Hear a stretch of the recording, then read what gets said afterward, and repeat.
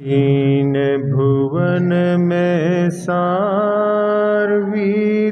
राघवे ज्ञानता।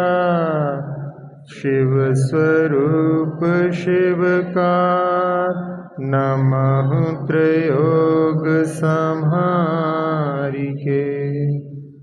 आज तीसरी ढाल प्रारंभ कर रहे हैं जिसमें मोक्ष मार्ग का वर्णन है। सबसे पहले सच्चा सुख और दो प्रकार के मोक्ष मार्ग को बतलाते हुए कह रहे हैं, आत्म को हित है सुख सुसुख आकुलता बिन कहिए। आकुलता शिव माहि न ताते शिव मग लाग्यो चाहिए। सम्यक दर्शन ज्ञान चरण शिव मग सौद विद विचारो।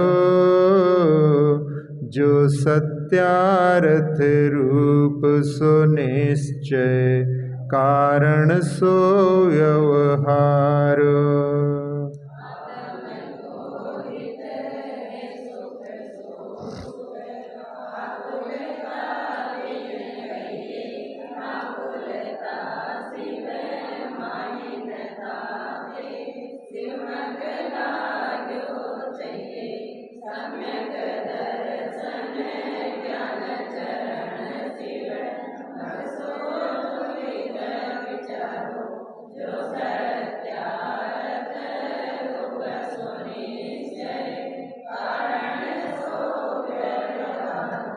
हाँ, अपन ने पहली डाल में पढ़ा था कि सभी जीव सुख चाहते हैं और दुख से भयभीत रहते हैं। तो यहाँ पर आत्मा का हित सुख में है और वो सुख निराकुलता में होता है। जो इंद्रियों के सुख होते हैं वो सब आकुलता से युक्त होते हैं। तो जो मोक्ष है वहाँ पर आकुलता नहीं होती, निराकुलता होती है। इसलिए यहाँ पर प्रेरणा दी जा रही है कि मोक्ष को प्राप्त करना है तो मोक्ष मार्ग पर लगना चाहिए। यानी मोक्ष मार्ग पर आरूढ़ होंगे तो कभी अपने को मंजिल भी मिलेगी और उसके माध्यम से अपन भी निराकुलता रूपी सुख को प्राप्त कर सकते हैं। जब मोक्ष मार्ग पर लगते हैं तो कुछ ना कुछ अंश में तो आकुलता से मुक्ति अवश्य मिलती है। यानी जितना जितना त्याग होता है उतना उतना आकुलता से अपन बच जाते हैं। तो ऐसे जो है आत्मा के सुख के लिए यहाँ पर मोक्ष मार्ग पर बढ़ने की प्रेरणा दी है। अब वह मोक्ष मार्ग दो प्रकार का होता है। तो उसमें कह रहे हैं सम्यक दर्शन ज्ञान चरण शिव मग सो द्विविध विचारो। यानी दो प्रकार का है, जिसमें जो सत्यार्थ रूप है यानी वास्तविक स्वरूप वाला है वह निश्चय मोक्ष मार्ग है, और उसका जो कारण है वो व्यवहार मोक्ष मार्ग है। यानी व्यवहार पहले होता है और व्यवहार के द्वारा फिर बाद में निश्चय की प्राप्ति होती है। तो इस प्रकार से जैसे फूल होता है, फूल के बाद में फल लगता है, तो इस प्रकार से व्यवहार के बाद में निश्चय की प्राप्ति होती है। पर द्रव्यन ते भिन्न आप में रुचि सम्यक भला है। आप रूप को जान पनोसो सम्यक ज्ञान कला है। आप रूप में लीन रहे थिर सम्यक चारित्र सोई। अव्यवहार मोक्ष मग सुनिए हेतु नियत को होई।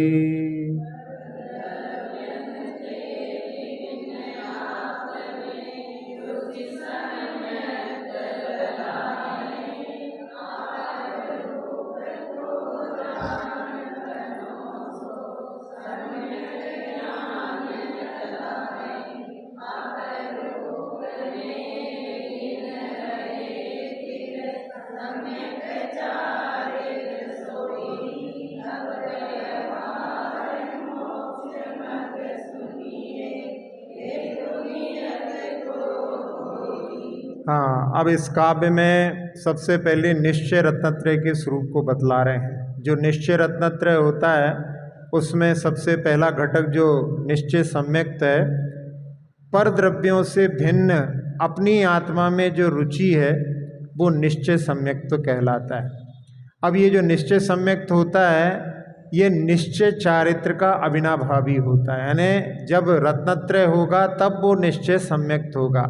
ऐसा नहीं कि जैसे चौथे गुण स्थानवर्ती जो जीव हैं वो निश्चय सम्यक्त को प्राप्त कर लें।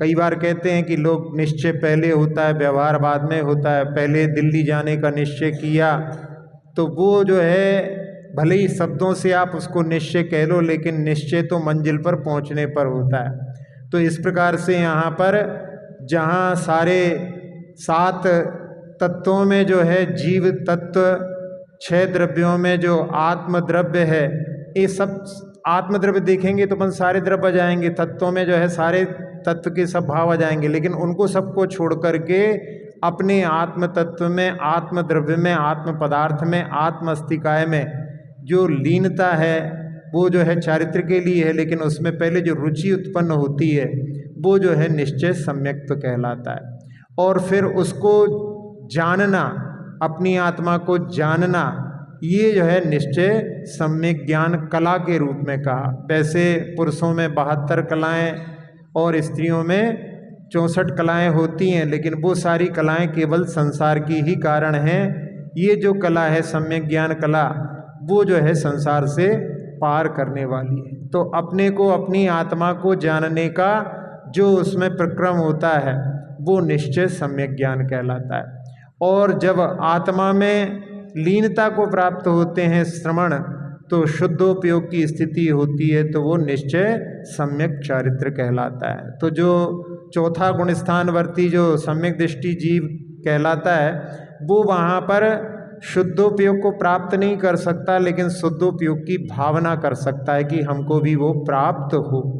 आचार्य ज्ञान सागर जी महाराज ने एक सम्यक्त सार शतक लिखा है, तो उसमें उन्होंने 3 प्रकार के लोगों के बारे में कि एक मिथ्या दृष्टि है, एक सम्यक दृष्टि है और एक शुद्धोपयोगी है। उसके उदाहरण के लिए पिता ने अपने पुत्र से कहा कि देखो ये मिश्री है, तो वहाँ पर एक कहता है बेवकूफ़ मत बनाओ, यानी वो जो है जिनवाणी पर विश्वास नहीं करता, वो मिथ्या दृष्टि हो गया। फिर एक कहता है कि हाँ इस पर जो है मक्खी बैठ रही है, नमक के ऊपर मक्खी नहीं बैठती, इसलिए ये मिश्री होना चाहिए। और तीसरा उसको जो है ये मिश्री है मुख में रख करके कि हाँ ये मिश्री है। तो जो देख रहा है कि हाँ ये मिश्री है मक्खी के कारण में, तो वो सम्यक दृष्टि है। और जिसने उसका जो है चख लिया है वो जो है शुद्धोपयोगी है। तो ऐसा जो है सम्यक दृष्टि जीव उस पर विश्वास करता है कि हाँ आत्मा, शुद्धात्मा की जो है जब सब कुछ त्याग कर देंगे, ध्यान में लीन होंगे, तो वो आत्मा हमारे लिए भी प्राप्त हो सकती है। उसकी भावना वो करता है, लेकिन उसकी जो है सामर्थ्य प्राप्त करने की अभी उसमें नहीं है। तो इस प्रकार से यहाँ पर जो है ये 3 जो घटक, जो निश्चय के घटक बताए हैं, अब इनको प्राप्त करने का जो कारण है वो व्यवहार मोक्ष मार्ग है, क्योंकि वो व्यवहार मोक्ष मार्ग से ही निश्चय की प्राप्ति होती। इसलिए यहाँ पर कहा हेतु नियत को होई, वह व्यवहार मोक्ष मार्ग निश्चय का कारण होता है। तो इसलिए यहाँ पर व्यवहार मोक्ष मार्ग को आगे बतलाते हैं। अब यहाँ पर सम्यक दर्शन का प्रसंग भी यहाँ पर जो है साथ साथ में अपन देख ही रहे हैं। तो सम्यक दर्शन के 3 भेद होते हैं, एक उपशम, एक क्षयोपशम और एक क्षायिक। ये 3 भेद एक प्रकार से कर्मों के उपशम, क्षयोपशम की अपेक्षा से होते हैं। जीव अपने आप को बाहर से जो सम्यक दर्शन के जो कार्य हैं उनके सब करते हुए प्रयास कर सकता है, लेकिन कर्मों का क्षयोपशम उपशम अपन प्रयास पूर्वक नहीं कर सकते, वो तो अंतर की परिणति होती है। तो जिसमें उपशम में 7 प्रकृतियों के उपशम से सम्यक दर्शन होता है उसको उपशम सम्यक दर्शन कहते हैं। क्षयोपशम में जहाँ परिभाषा बनाते हैं 6 धन उपशम, तो 6 यानी उदयाभावी 6, उदय में नहीं आने देना, वो ही 6 के रूप में स्वीकार किया जाता है। और आगे उदय में आने वाली जो प्रकृतियां हैं उनको वहाँ पर दबा दिया जाता है, तो वो उपशम। और जो देशघाती प्रकृतियाँ होती हैं, ये तो जो प्रक्रिया हुई है वो सर्वघाती प्रकृतियों में हुई है, और जो देशघाती प्रकृति होती है उसका वहाँ पर उदय रहता है, उससे क्षयोपशम भाव बनता है। और क्षयिक भाव में जो भी मिथ्यात्व के यानी सहयोगी हैं, सम्यक के विरोधी हैं, उन प्रकृतियों को नष्ट कर देते हैं, तो क्षयिक सम्यक दर्शन होता है। और निश्चय सम्यक दर्शन और व्यवहार सम्यक दर्शन में, व्यवहार सम्यक दर्शन में जहाँ पर देवशास्त्र गुरु के सिद्धांत या इस प्रकार से जो आगे वर्णन आएगा 7 तत्वों के सिद्धांत आदि में, और निश्चय में जो है वो निश्चय चारित्र का अविनाभावी होने के कारण में जो आत्मा में लीनता है उसको निश्चय सम्यक तो कहते हैं। अब जो 7 तत्वों के सिद्धांत से सम्यक दर्शन बतलाया जाता है उसको बतला रहे हैं। जीव जीव तत्व आश्रव बंधरु संवर जानो, निर्जर मोक्ष कहे जिन तिन को, ज्यों का त्यों सरधानो। है सोई समकित व्यवहारी, अब इन रूप बखानो, तिनको सुन सामान्य विशेषई, दृढ़ प्रतीति उरयानो।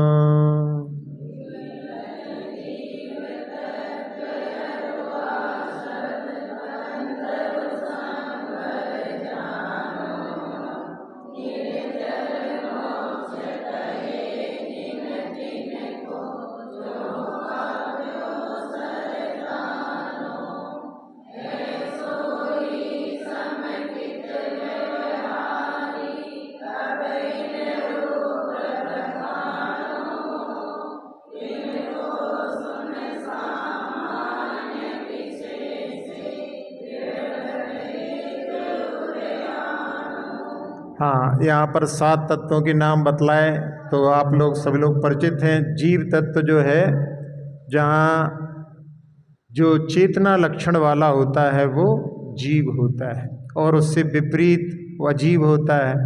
आश्रव में जहाँ कर्मों का आना होता है उसको आश्रव कहते हैं, और बंध में जो कर्म आते हैं वो एक में एक हो जाते हैं, जैसे दूध और पानी मिलकर के एक में एक हो जाता है। और आते हुए कर्मों को रोकना संवर है, और कर्मों का एक देश झड़ना निर्जरा है, और जब कर्म पूरी तरह से झड़ जाते हैं तो मोक्ष कहलाता है।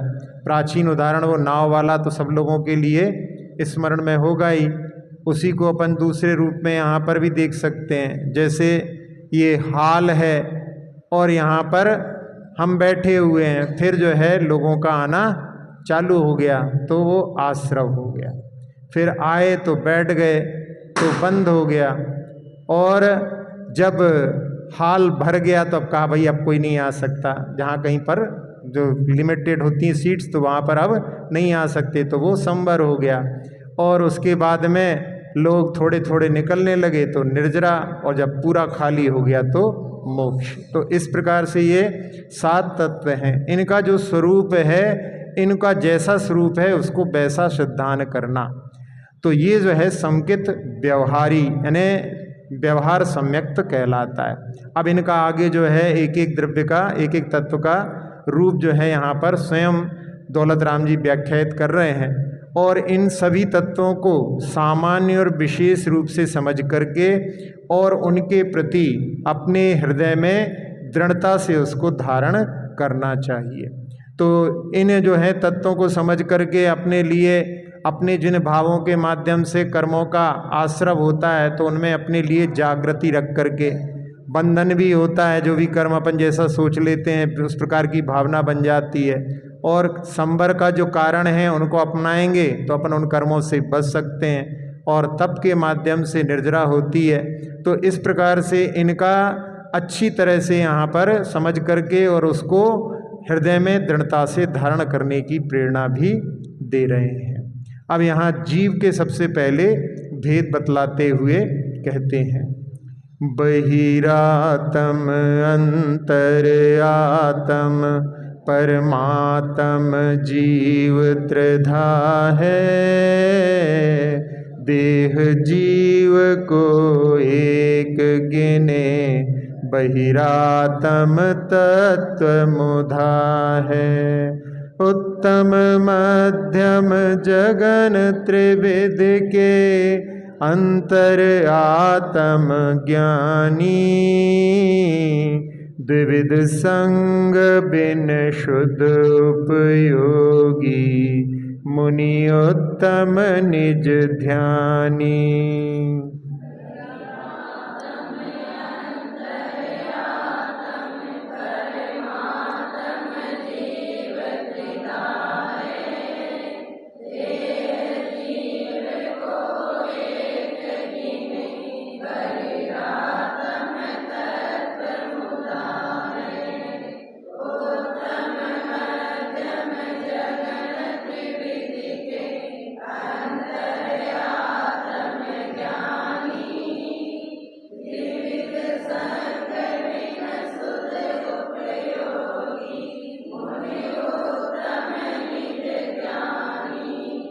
जीव के तीन भेद बतलाते हुए, बहिरात्मा, अंतरात्मा और परमात्मा। तो संसार में तीन प्रकार के ऐसे आत्मा के भेद देखने में आते हैं। तो बहिरात्मा की परिभाषा बतलाते हुए कह रहे हैं कि जो देह और आत्मा को एक गिनता है, यानी देह को ही आत्मा मानता है, जो बाहर ही बाहर घूमता रहता है, कभी अंदर झांकता ही नहीं है। इस सामान्य रूप से भी अपन इसको बहिरात्मा कह सकते हैं।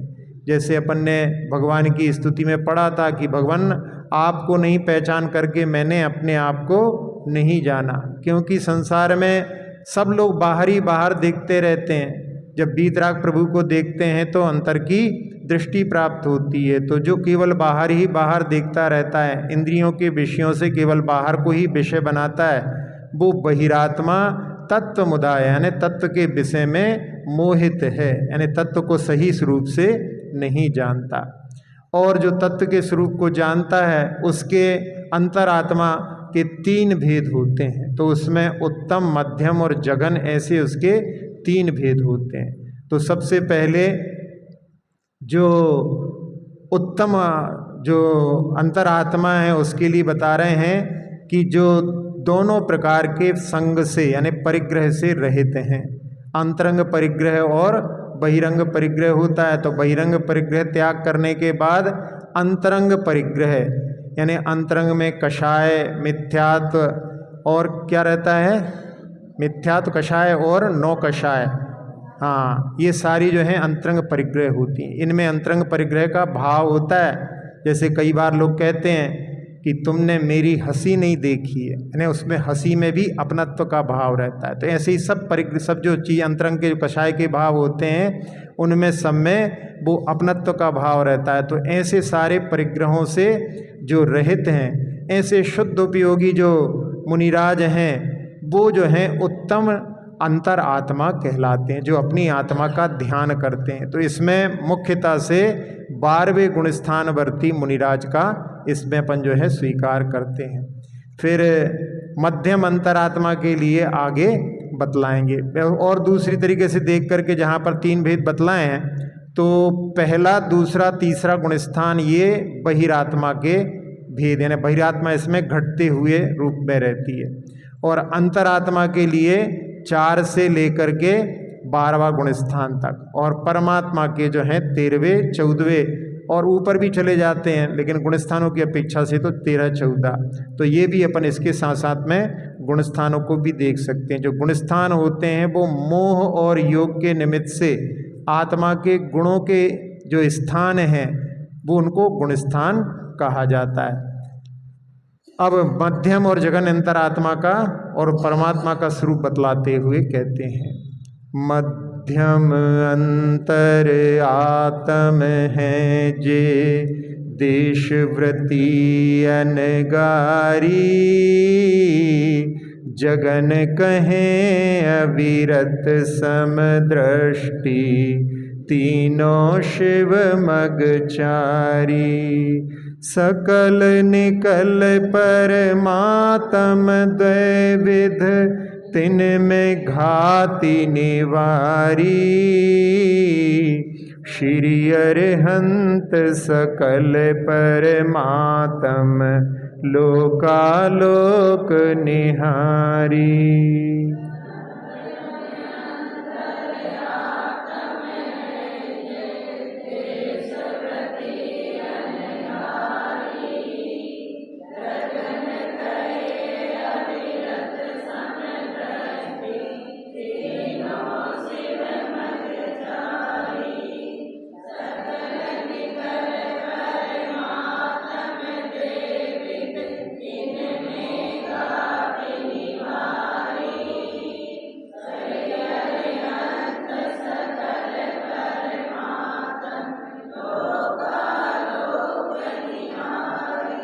हाँ, उत्कृष्ट अंतरात्मा के बाद में अब मध्यम अंतरात्मा के लिए कह रहे हैं कि जो अणुव्रती हैं, देशव्रती, जो पांचवें गुणस्थान वर्ती हैं, तो उसमें दूसरी प्रतिमा से लेकर के कहीं कहीं पर लोग पहली प्रतिमा से मानते हैं, तो वो वहाँ से लेकर के जो एलक छुल्लक तक होते हैं, आरिकाएँ भी जो है देशव्रती के अंतर्गत ही, वैसे उपचार से महाव्रत उनको कहते हैं, लेकिन पांचवा ही गुणस्थान होता है, तो वो मध्यम अंतरात्मा में आएंगी।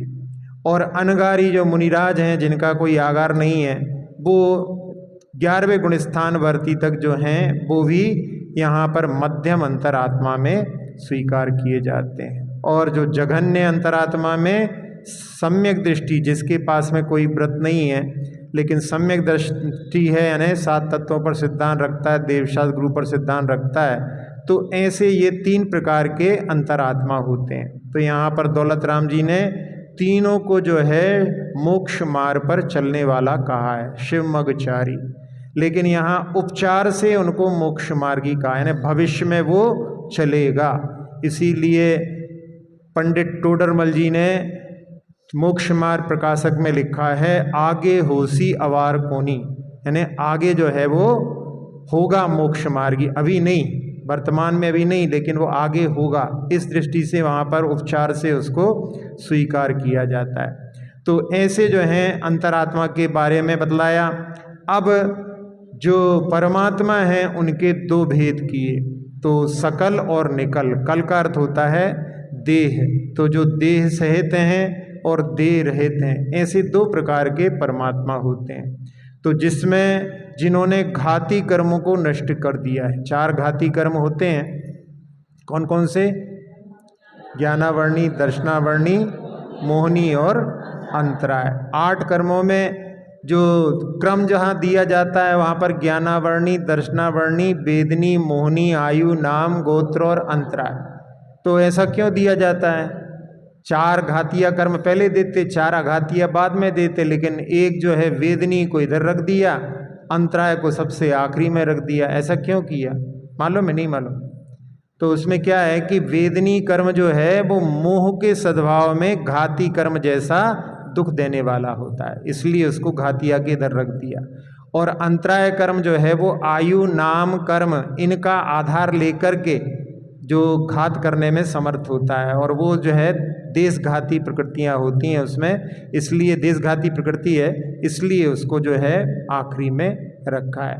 तो यहाँ जहाँ 4 घातीय कर्मों को जिन्होंने नष्ट कर दिया है, तो ऐसे परमात्मा जो सकल परमात्मा हैं वो अरिहंत परमात्मा लोकालोक को देखने वाले हैं। उनके पास में केवल ज्ञान है और उसके माध्यम से लोकालोक उनके ज्ञान में झलकते हैं। अब यहाँ अपन चारों गतियों के जीवों को देखें कि उनमें कौन कौन सी अंतरात्मा आदि हो सकते हैं।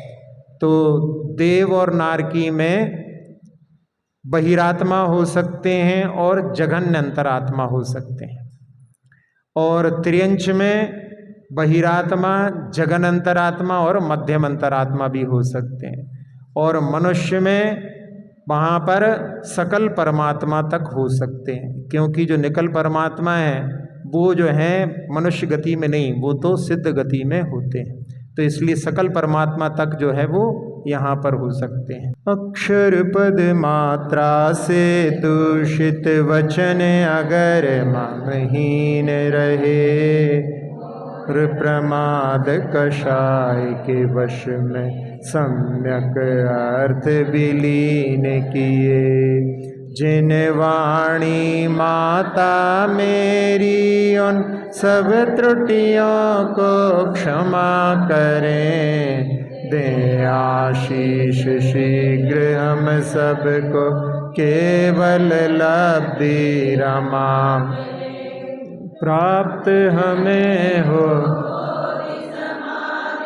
परिणामों की शुद्धि हो, निज आत्म उपलब्ध हमें हो।